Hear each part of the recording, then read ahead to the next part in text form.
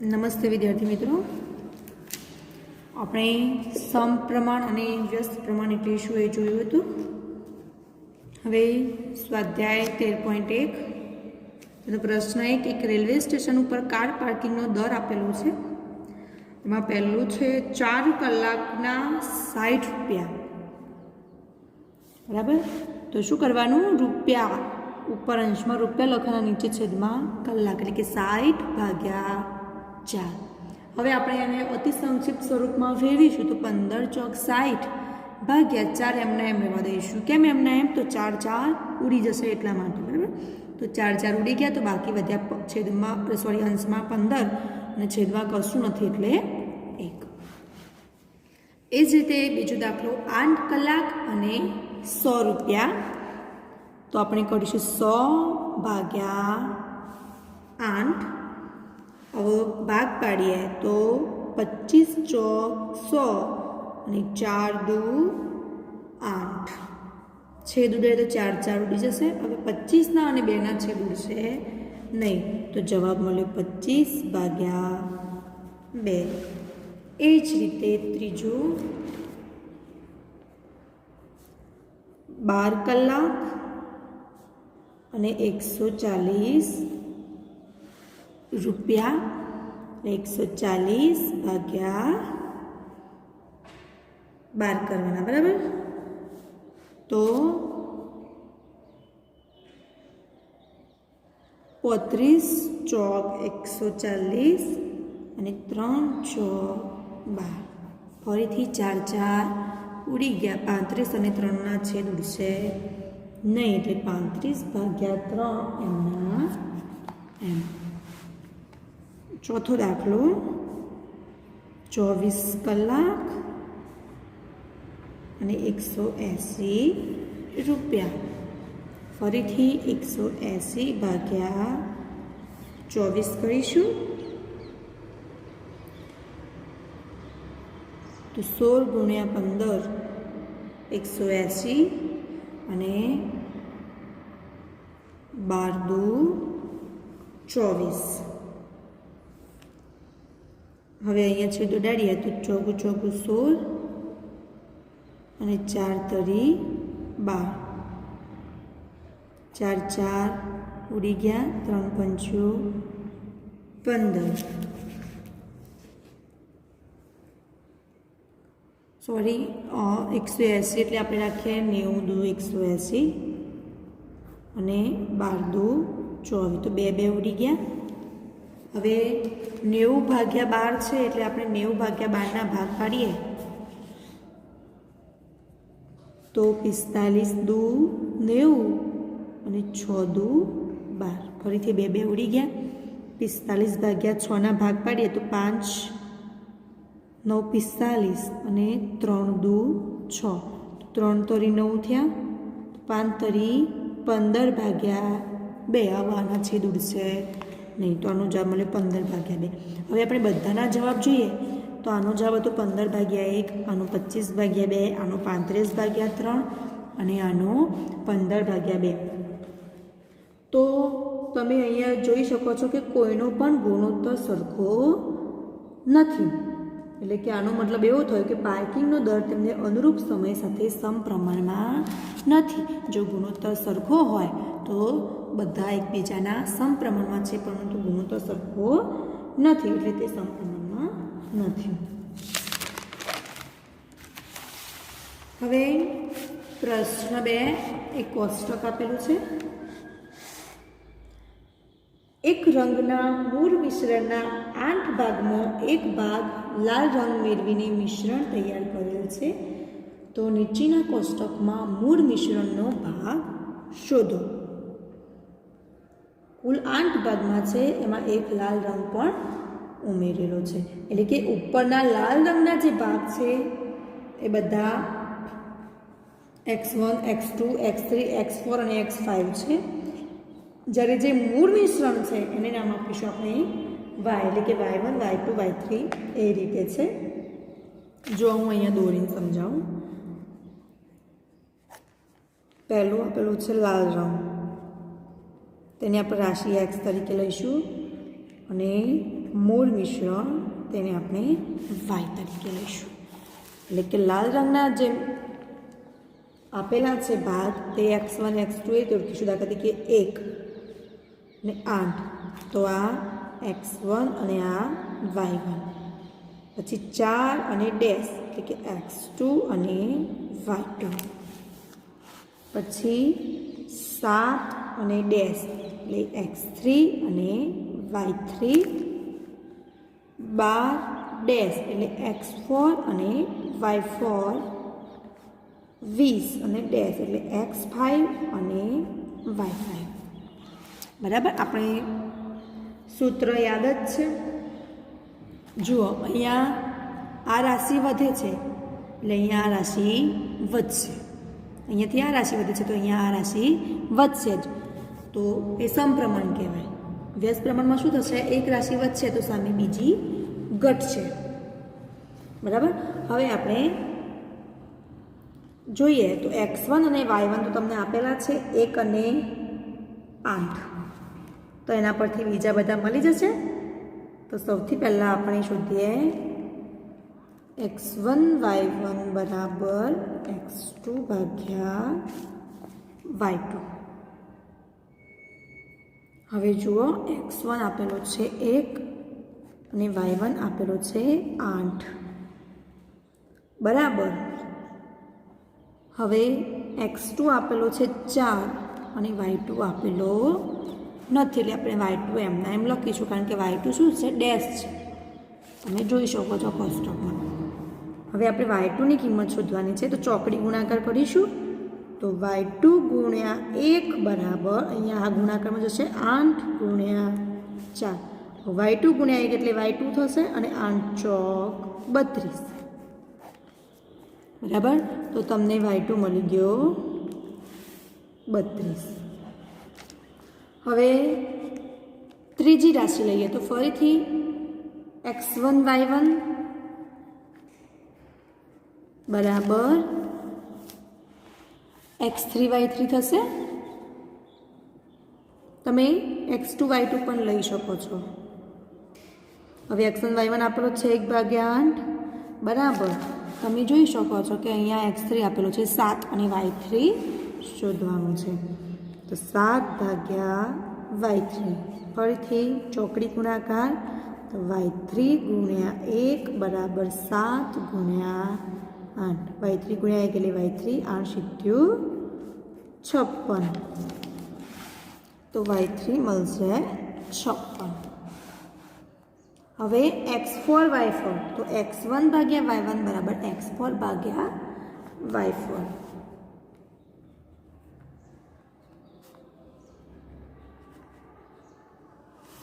ફરીથી હવે x1 અને y1 તો આપેલા છે 1/8. હવે x4 આપેલો છે 12 અને y4 શોધવાનું છે. ચોકડી ગુણાકાર કરીશું, તો y4 ગુણ્યા 1 બરાબર 12 ગુણ્યા 8. તો y4 ગુણ્યા 1 એટલે y4, અને 12 × 8 96, એટલે કે y4 મળશે 96. હવે x5 આપેલા જ છે અને y5 શોધવાના છે, તો ફરીથી થશે x1 ભાગ્યા y1 બરાબર x5 ભાગ્યા y5. 1/8 બરાબર, હવે x5 આપેલા છે 20 અને y5 શોધવાના છે. ચોકડી ગુણાકાર કરીએ, તો y5 ગુણ્યા 1 બરાબર 20 ગુણ્યા 8. y5 ગુણ્યા 1 એટલે y5, અને 20 ગુણ્યા 8 એટલે 160. તો આ મળ્યું 160. હવે દાખલા નંબર 3. જો પ્રશ્ન 2માં લાલ રંગના પદાર્થના એક ભાગ માટે 75 મિલી મૂળ મિશ્રણ જોઈએ, તો 1800 મિલી મૂળ મિશ્રણમાં કેટલા ભાગનો લાલ રંગનો પદાર્થ જોઈશે? હવે શું આપેલું છે? એક ભાગ માટે કેટલું જોવે છે? 75 મિલી. बराबर। तो 1800 मिली 1800 मिली थयुं मिली नीचे मिली आवुं जोईए तो एना माटे केटलामो भाग जोईशे। हवे आने कहेवाशे x1 x2 y1 y2 जे आ सरखी मिली मिली वाली छे y तरीके ओळखाशे भाग भाग वाली x x એટલે x1 x2 y1 y2 बराबर। तो आना परथी तमने ख्याल आवशे कि कोने x1 कहेवाय कोने x2 कहेवाय कोने y1 कहेवाय अने कोने y2 कहेवाय। तो जुओ x1 बराबर 1 x2 शोधवानुं y1 बराबर 75 અને y2 1800। હવે આપણે શું કરીશું સૂત્ર મૂકીએ x1 ભાગ્યા y1 બરાબર x2 ભાગ્યા y2। તો x1 1 y1 75 બરાબર હવે x2 શોધવાનું છે ભાગ્યા y2 1800। હવે ચોકડી ગુણાકાર કરીશું तो x2 गुण्या 75 बराबर 1800 गुण्या 1। हवे आपणे तो x2 शोधवानुं छे तो 75 गुणाकार में छे आ बाजू आवशे एटले भागाकार में। हवे भाग पाड़ीए तो 1800 भाग्या 75 एटले 15 पंचू 75। हवे 1800 भाग्या 15 करिए बराबर तो 15 एका 15 18 में 15 जाते 3 ऊपर उतारी 0 15 2 30 30 में 3 जाते 0 और आ 0 पर मूकीए एटले 15 120 भाग चालशे। हवे 120 भाग्या 5 करिए 5 2 10 12 में 10 जाए तो 2 ऊपर उतारी 0 5 20 20 में 30 जाए तो 0 एटले के 24। तो x2 मळ्यो 24 एटले के 24मा भागनो लाल रंगनो पदार्थ जोईशे बराबर। हवे प्रश्न नंबर 4 ठंडा पीणा बनावती एक फैक्टरी में एक यंत्र 6 कलाक में 840 बोटल भरे छे तो आ यंत्र 5 कलाक में केटली बोटल भरशे। हवे बात करी छे यंत्र अने बोटल એટલે કે કલાક અને બોટલ બરાબર। અહીંયા જુઓ પ્રશ્ન 4 6 કલાકમાં 840 બોટલ ભરે છે તો 5 કલાકમાં કેટલી બોટલ ભરશે। तो x1 आ x कहेवाशे कलाक कलाक वाळुं आ y એટલે કે x1 x2 y1 y2। तो x1 कोने शोधवानुं छे आपणे x1 6 અને x2 5 y1 840 અને y2 शोधवानुं छे बोटल। सूत्र मूकी दઈએ અને કિંમત મૂકીએ तो x1 भाग्या y1 बराबर x2 भाग्या y2। हवे x1 6 भाग्या y1 840 बराबर x2 5 और y2 शोधवानुं। चौकड़ी गुणाकार करिए 6 गुण्या y2 बराबर 840 गुण्या 5। हवे आपणे गुणाकार एमना एम रहेवा दઈએ y2 शोधवानुं छे એટલે 6 गुणाकारमां छे आ बाजू आवशे तो भागाकारमां। तो y2 बराबर 840 गुण्या 5 भाग्या 6। अब 5 तो छेद उड़शे नहीं એટલે 840 भाग्या 6 करिए तो 6 एका 6 8 में 4 जाए तो 2 ऊपर उतरे 4 6 चौक 24 24 में 4 जाए तो 0 और आ 4 ऊपर एटले के 140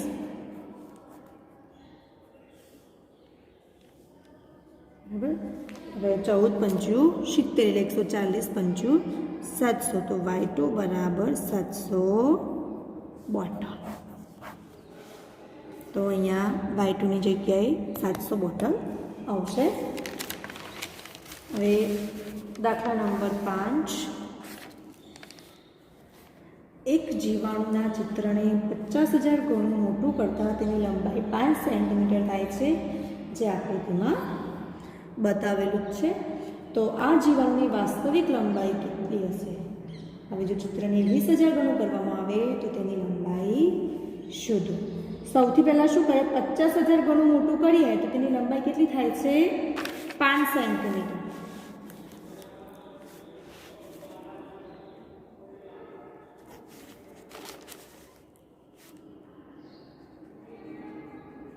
पचास हजार गणु करिए तो लंबाई 5 सेंटीमीटर थाय छे। तो आकृति में तो आ जीवाणुनी वास्तविक लंबाई एटले साचुकली लंबाई केटली हशे एटले के आपणे अहींया खबर नथी x2 आपणे 1 गणु करीए वास्तविक लंबाई तो तेनी लंबाई केटली थशे? तो आ x अने आ आखो y x1 x2 अने y1 y2 लख दीए। x1 50,000 x2 1 y1 5 सेंटीमीटर અને y2 શોધવાનું। x1 ભાગ્યા y1 બરાબર x2 ભાગ્યા y2। હવે x1 50,000 ભાગ્યા y1 5 બરાબર x2 1 અને y2 શોધવાનું। હવે ગુણાકાર કરીએ तो 50,000 गुण्या y2 बराबर 1 गुण्या 5। આપણે તો y2 શોધવાનું છે, 50,000 ગુણાકારમાં છે, આ બાજુ આવશે તો ભાગાકારમાં 5 એકા 5 ભાગ્યા 50,000 5 એ 10 થશે 10 पंचू 50 અને 3 0 ઉપર અંશમાં કશું નથી એટલે 1 ભાગ્યા 10,000 कुल 4 શું છે 1 2 3 4 એટલે કે 10 ની -4 ઘાત એ ઉપર આવશે અંશમાં એટલે -4 ઘાતી જશે। અથવા એમ ના ફાવે તો 1 2 3 ને 4 પોઈન્ટ કાપી દઈએ બરાબર। સોરી એટલે 1 ગુણ્યા 10 ની કેટલા છે આગળ 4 એટલે 10 ની -4 આ રીતે પણ તમે લખી શકશો। હવે હું શું કીધું છે કે આ ચિત્રને 20,000 ગણું મોટું કરવામાં આવે છે તો પાછું બદલાઈ જશે। હવે x1 હતું 50,000 ગણું અને તેની વાસ્તવિક લંબાઈ નથી, હવે તેને 20,000 ગણું કર્યું તો x થયો 20,000 तो तेनी लंबाई केटली थशे? तो पहला लंबाई हती 5 सेंटीमीटर तो y2 केटली थशे? 20,000 गणुं करीशुं तो तेनी लंबाई केटली थशे? तो फरीथी सूत्र मूकीए x1 भाग्या y1 बराबर x2 भाग्या y2। हवे x1 50,000 y1 5 x2 20,000 અને y2 शोधवानो। चौकड़ी गुणाकार करिए तो y2 गुण्या 50,000 बराबर 20,000 गुण्या 5 y2 शोधवानुं छे। 50,000 गुणाकार में आ बाजू आवशे एटले भागाकार में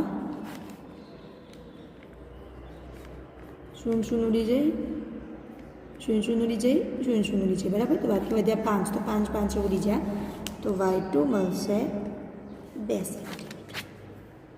तो जो चित्र ने 20,000 गणुं करीशुं तो तेनी वास्तविक लंबाई थशे 2 सेंटीमीटर। हवे दाखला नंबर 6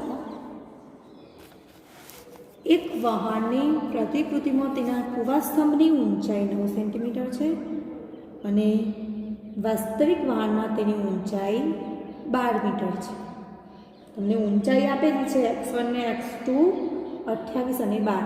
હવે વહાણની લંબાઈ 28 મીટર હોય તો તેની પ્રતિકૃતિની લંબાઈ શોધો. પહેલી આપેલી છે પ્રતિકૃતિની, બરાબર, અને બીજી આપેલી છે વાસ્તવિક લંબાઈ. તો પ્રતિકૃતિની ઊંચાઈ 9 સેન્ટીમીટર છે અને વાસ્તવિક વહાણમાં 12 મીટર છે. હવે વહાણની લંબાઈ 28 મીટર હોય, અહીંયા લંબાઈ લઈએ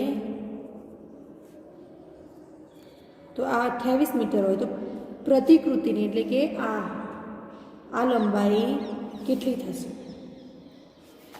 તો જુઓ, તમને x1 અને x2 આપેલું છે, y1 શોધવાનો અને y2 પણ આપેલું જ છે. અહીંયા 12 મીટરની જગ્યાએ 12 સેન્ટીમીટર આવશે, રકમમાં ભૂલ છે, બરાબર. સૂત્ર મૂકી દઈએ x1 ભાગ્યા y1 બરાબર x2 ભાગ્યા y2. હવે x1 9 ભાગ્યા y1 શોધવાનું બરાબર x2 12 ભાગ્યા y2 28. હવે ચોકડી ગુણાકાર કરીએ તો y1 ગુણ્યા 12 બરાબર 9 ગુણ્યા 28. હવે 12 ગુણાકારમાં છે, આ બાજુ આવશે એટલે ભાગાકારમાં ભાગ પાડીએ તો 3 ચોક 12, 3 તરી 9 અને 4 સત્યુ 28. તો y1 કેટલું થશે? 7 તરી 21 સેન્ટીમીટર.